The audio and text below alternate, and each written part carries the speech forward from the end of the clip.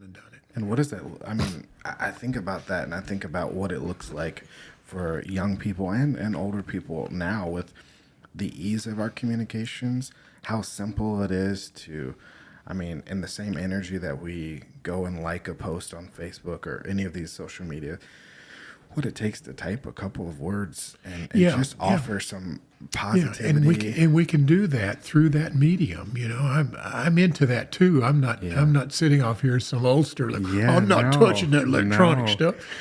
No, I get that, and that is so true. You know, the face to face, flesh to flesh kind of thing is great. It trumps everything. And that's where we need to go so much more. I think we need to go there. But at the same time, we can use the connections that we have, even to people we have never personally met, to give them some sense of encouragement and compassion and caring, especially if we see them or hear them or read their post or anything that comes out of that post or that interaction that says this person is really having a tough time. Yeah. I can't tell you how many FaceTime conversations and phone call conversations and text conversations and DM conversations have spawned out of, you know, seeing somebody's post or something out of a place and just saying, hey, I need to reach out to this person, and maybe I'm not in the same state as they're at. Right. Maybe I've never met them. Exactly. Maybe I'm not in the same time zone, but you know, I feel like I can offer something here. And definitely there's some initiative in that, obviously, that we have to take. But what are we?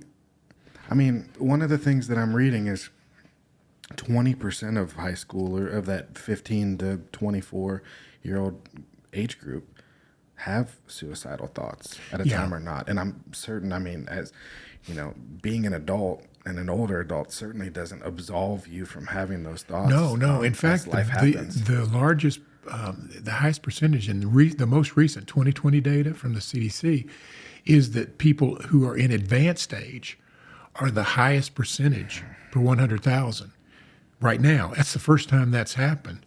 But you go back down into that young adult group, and as you said, it's the second leading cause of death. Accidents are the first, unintentional death of some form, drowning, car accidents, whatever. But suicide's number 2 for that younger group, and it's still heavy in some others. You know, men are more stronger. You know, and men end up dying more often than women. But still, we have more women attempting.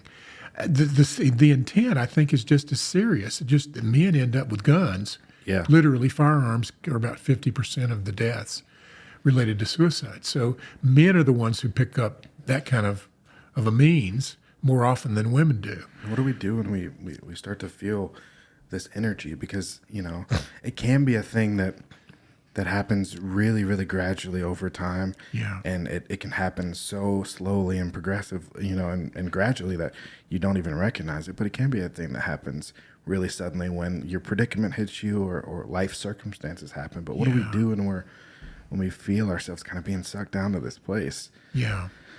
This is where I think it's important, if someone feels this, to reach out to someone who cares.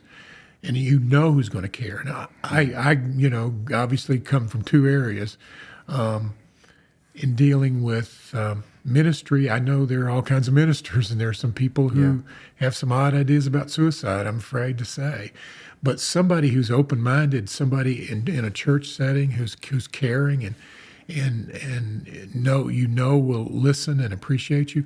But I think about professional help in the sense of licensed people, counselors, hotline numbers. Yeah. There's always somebody available with national hotline numbers, and that's something to remember as well.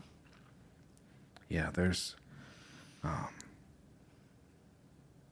it's not unusual. As much as we kind of put taboo around it and make it kind of a controversial thing, it's not unusual for you to have. No, it's not. Not at all. A significant number, as you mentioned, of young people, young adults, and adults in general have those thoughts.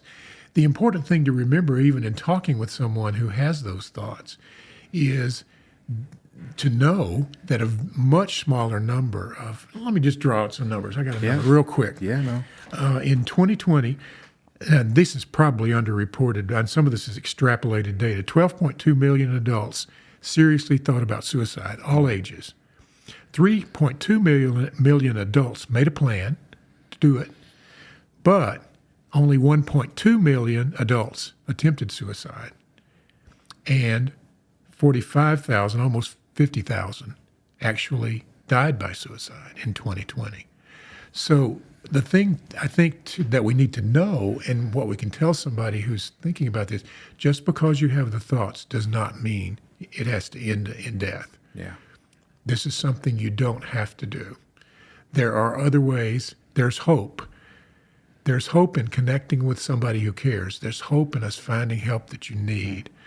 There's hope in bringing in people into the picture who already care about you. And in some cases, avoiding people who don't. And sometimes, honestly, Michael, that can be family, unfortunately. Yeah, the notion of always go to family, not necessarily, because the family may be, in some cases, the people who abused you and the people who traumatized you. Absolutely. And so we have to keep that in mind. But, we can connect people with someone who cares. We can care, and we can say, I care about you, and I want to help you find and connect with the other people who care so that we can get you some help, rather than this ending up being the most drastic statistic here. Many people have suicidal thoughts who never have a plan. People have suicidal thoughts who do not die by suicide. Absolutely. And that's why it's important to remember there's another way.